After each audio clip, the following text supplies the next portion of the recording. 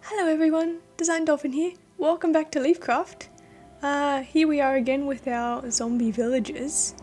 I did, as promised, go and test some things out in creative, and I discovered that no matter where I put the dispensers, you know, where the glass blocks are or one block up, they either miss the zombie villagers or they break the minecart and miss the zombie villagers.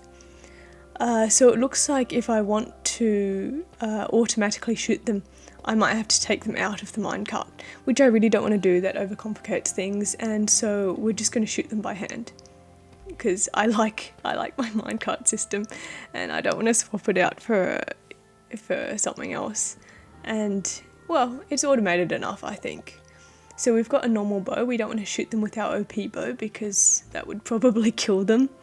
Right, so we just put the weakness arrows in our offhand, like so, and shooting, apple, and shooting, and apple, and shooting, and apple. There we go. And they're happily curing away there. Now, as much as I would like to continue working on the villager stuff, we actually have something more urgent to be working on. Namely this, our blaze farm. So we've got all the stuff ready for it. We're actually using another tutorial from Silent Whisperer. I wasn't bothered to come up with my own design, and his design is probably like the optimal layout anyway. The reason it's urgent is because in the new update, the bug fix or whatever, they've finally taken Cheeky Furnace XP out. So we actually have to find a legitimate way of getting XP because our tools are getting a little bit broken. Yeah, we do have spares, but you know, it's good to fix problems before they become big problems. Also, I took out the all of the minecart rails because they were in the way, and I like to fly. So right, let's head over to the Nether and get started building it. You know, the other nice thing about building this is we're going to get to use up more of our Nether brick blocks, of which we have a lot.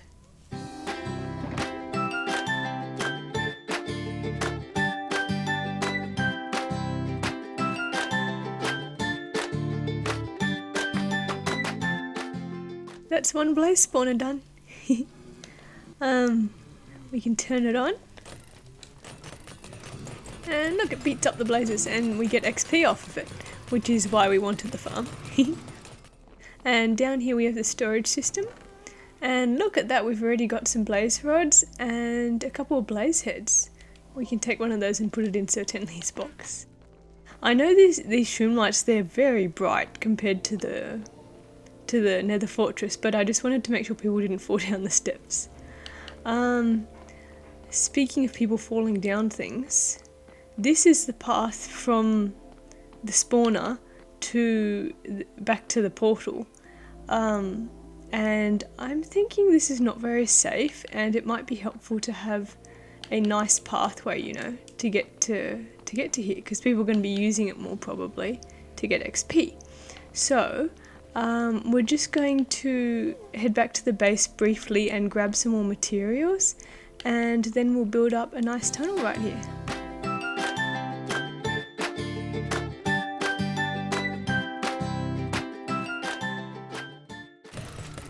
Alright, so let me show you what the tunnel looks like now. We've got some interesting carpet here. I don't know, I guess it's okay. I wanted to have a bit of contrast, so that's why we've got the green and the orange. Yeah, and we've actually got soil in the middle here, just so that we can run faster, because it's a pain having to, you know, to walk slowly. And it's a bit hard to fly in this tunnel, unfortunately. So, yeah, but I'm pretty happy with how this turned out. We had to put doors here to make sure that random blazes from elsewhere in the nether fortress don't come and, you know, burn the carpet. Alrighty, well, I think it's back to base for us now. Ooh, ow. Ooh, mysterious trapdoors. I wonder what would happen if I open it. Oh. So I might have done just a little bit of digging off camera. And now we have a big hole. If you're very observant, you'll notice that we have beacon effects in the corner. That was because there's no way I would dig a hole this big without having haste too. So down this hole here is a double beacon. You can't see the beams because they're at the bottom of the world and they don't render in this far up. So yeah, I'm pretty happy with the placement. That's probably going to be a permanent beacon. It's nice having resistance and regen as well. So this connects up with our zombifier, villager zombifier. I've just been like slowly zombifying them. You can see we've got quite a collection out here. These are all fully done. I'm actually running out of villagers to zombify. So we can do another batch right here. I got some more arrows of weakness because we were running out.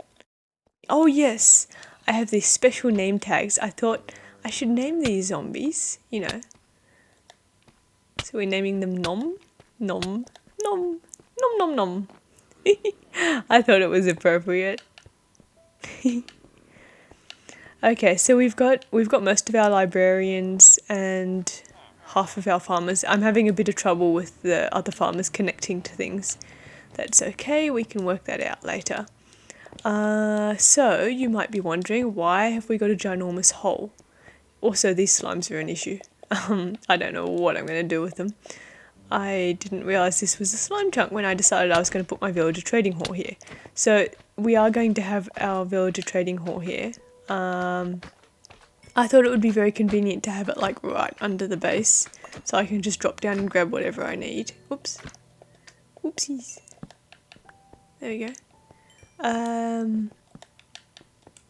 I realised that, you know, this much lighting is not necessary now with the new mob spawning rules, but old habits die hard. Right, oh yes, so villager trading hall. Whoosh! I do need to extend the ladder. So I've got some materials that I've started gathering up for it. We've got some more glass smelting here. There we go. It always feels nice to have a full shulker full of something. Although that's not quite full. Yay, full shulker. I'll get around to colouring it later because we're going to use some different colours. And I'm not sure quite how much we're going to need of each. Because too much preparation is boring and it's more fun to just, you know, wing it. Right, so I did have something I wanted to do with you guys. Which is add in an up and down system. An elevator, a water elevator, although actually not a water elevator. So I was watching Silent's latest video about bugs on Bedrock, and there's this really cool one where you can make a bubble elevator without the water. And I thought, this is epic, we got to do this. So let's see, what do we need? I could have sworn oh no, I went and put it in deep storage. Right, so we've been collecting up some powdered snow. Powdered snow is just a wee bit buggy still. So we've got a powdered snow section here. Ooh. Okay. We have a lot, as you can see. So we're going to need quite a few of these. I'm just going to gather some materials up and then we'll get to work with this fun little bug. Guys, check this out. This is so weird. Look. So I put waterlogged slabs here so I can fall down safely, but like still be able to get out easily. And look, it's like luminescent. I thought that was just a thing with the dripstone. I didn't realise it was all waterlogged blocks. So this is quite cool. Look, it's such a cool effect. Anyway, right, back to building our thingy. So the middle 2 blocks are going to be the falling blocks, and then the outer 2 will be the, oops, can't eat rockets, rather surprisingly. And then these blocks here will be the elevators up, just to make it even, and also because for the elevator up we have to put soul sand underneath, and we can't block the thingamajig, the beacons. We can't block them off with soul sand. You can only put non-solid blocks above that. So I think we can use buttons in the middle to prevent the water from flowing, and I think we could do with some nice decoration. So I'm going to take these blocks here and replace them with this lovely warped wood. So we're just going to dig our way down and then build our way up again. Isn't haste 2 so good? I love being able to insta-mine. There we are. So then if we just pop that there, and then we're gonna...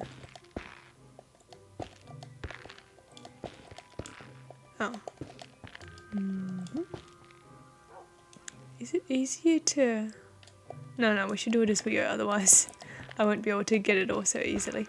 Right, so the idea for this trading hall, it's based off of... the idea for it, like the layout and some of the design, I guess, although I'm changing the colours around. It's based off of a shopping centre in Sydney called the Strand Arcade, which is like really pretty and really old-fashioned. It's not going to look like it, but I'm taking inspiration from like the design, like with having stained glass and having like the balconies and stuff. So we're gonna have like 2 levels of villagers. I guess just because I want them like all in a place where I can see them. Right, that's good, I think. We can always change it up later if we don't like it. And we want to add some buttons. When I said I was going to get materials, I actually did get materials, and then I got distracted. And look at that, we can drop down safely. Isn't that awesome?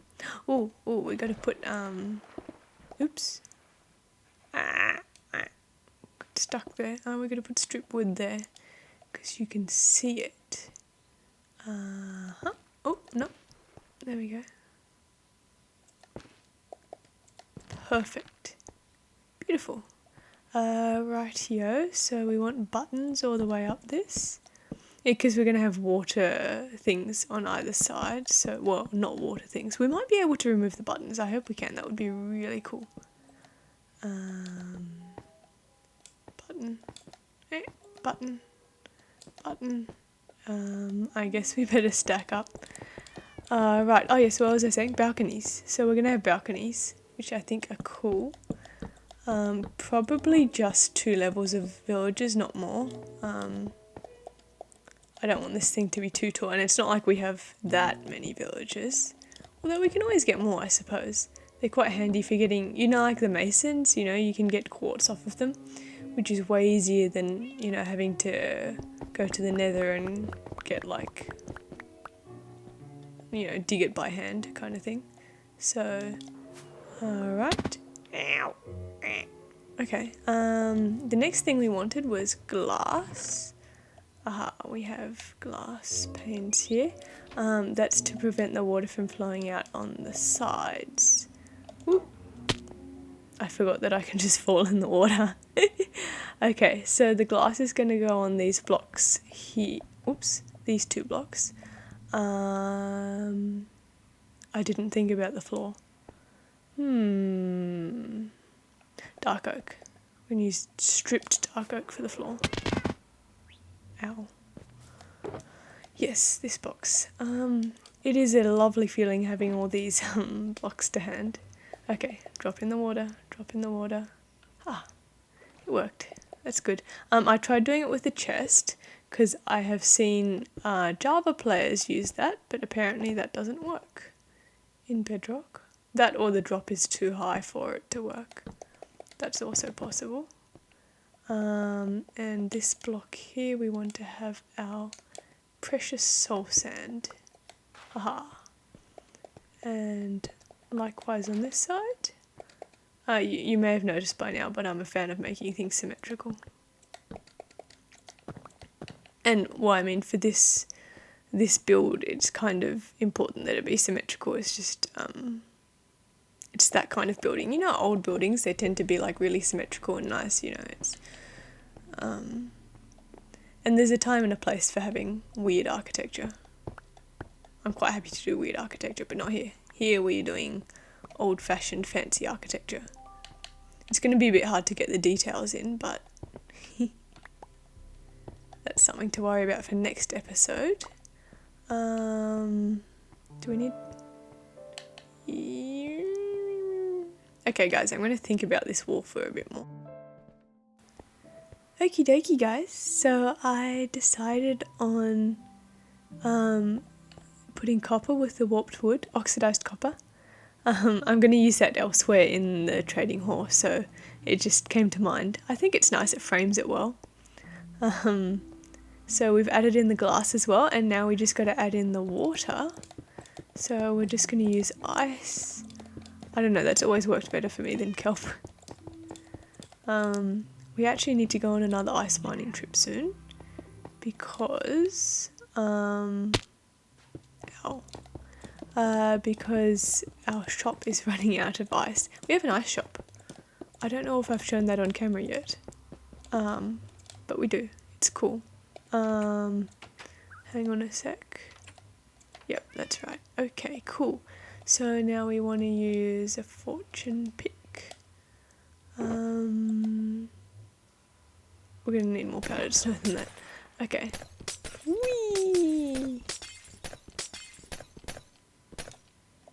There we go. Ooh, ow. Awesome. Well, that's working alright. Whoosh. Excellent. And now to do this one.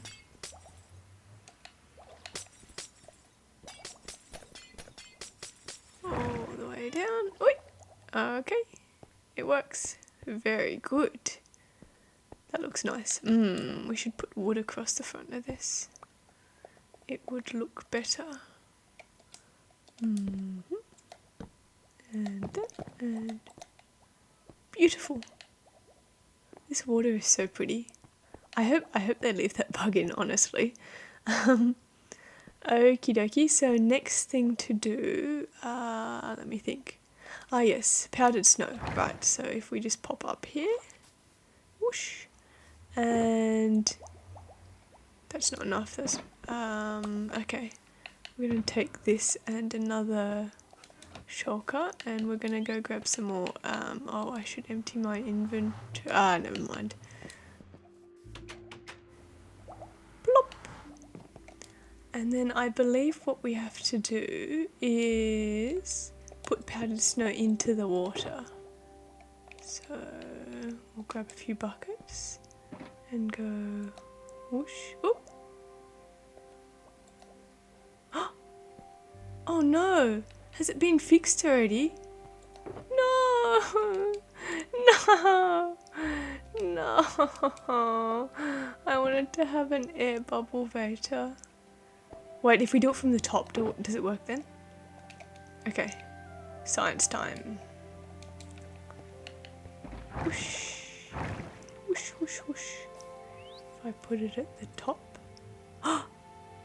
It stays? It stays! It stays! Okay. Okay, we gotta, okay, right, okay, we've got this, and yes, the bubbles go through it. It does work, okay, okay, okay, right, best way to do this, let's pillar up and also grab as much. Let's dump some junk in here. Right, so we have more room for powdered snow. Let's grab all that powdered snow. Ahaha. So we do it from the top. I probably should have paid more attention to the video, but I got just a little bit overexcited about having bubbles floating through the air with no water.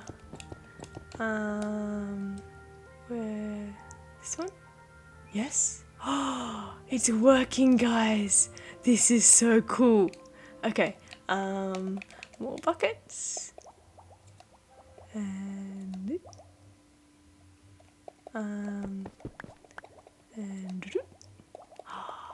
this is so cool! I can't wait! I hope this bug stays for a while. I will be very sad if I build this and then it's just like gone. And they were very quick about fixing the I don't know if you guys saw, but after the furnace XP thing was fixed, there was actually like an even cheatier furnace XP thing, and they were so fast fixing that. We didn't use it because that would be cheating. That's what our blaze farm is for. Actually,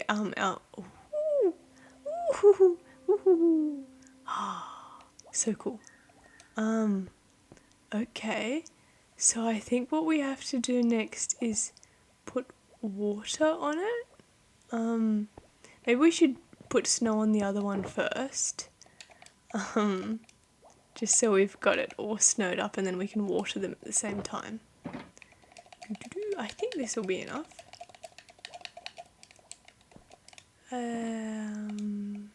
Okay, stacky time. Those bubbles just like floating through no water, it's so weird. But it's also so cool. I don't think we've got the one up the top here. Okay, we'll do that. And then, oh, I forgot that I need to get back on my pillar. Oh yeah, see look, the bubbles go through the snow. It is so cool. Can I get back to my pillar? Please. Yep. Awesome. Snowy? Yeah, look, see? You can see the bubbles going like through the water up to the snow. Okay. Let's fast forward to when I finish doing all the snow. It's gonna take a while, I think. We've got the snow in place, and watch this. Whoosh! That is so cool. Okay, water time. Let's grab a couple buckets of water. 3 just to be safe. Now how are we gonna go about putting water on these, given that we've protected it on all sides? We actually don't need this extra glass, I think, or the buttons, because there's no water in the pillar, I think. So if we take that out, is that going to affect anything? Okay, yep, that still works. Wonderful. Okay, so I'm going to, I think, take the buttons and the glass out. That'll make it easier to put water in. So what the water will do is dissolve the snow and leave the bubbles behind.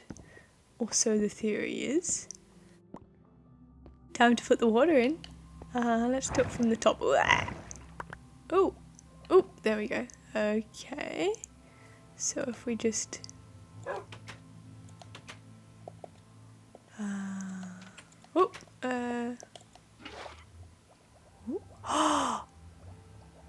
guys, look, there's bubbles.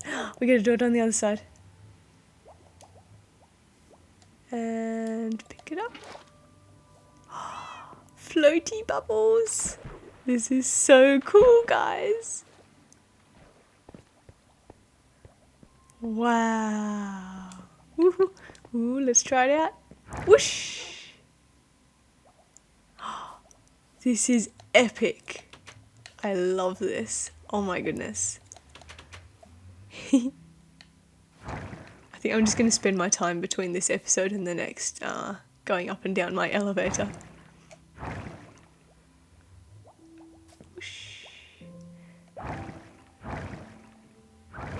It's aesthetically pleasing, and it's also really convenient because you don't have to add the things in to stop the water.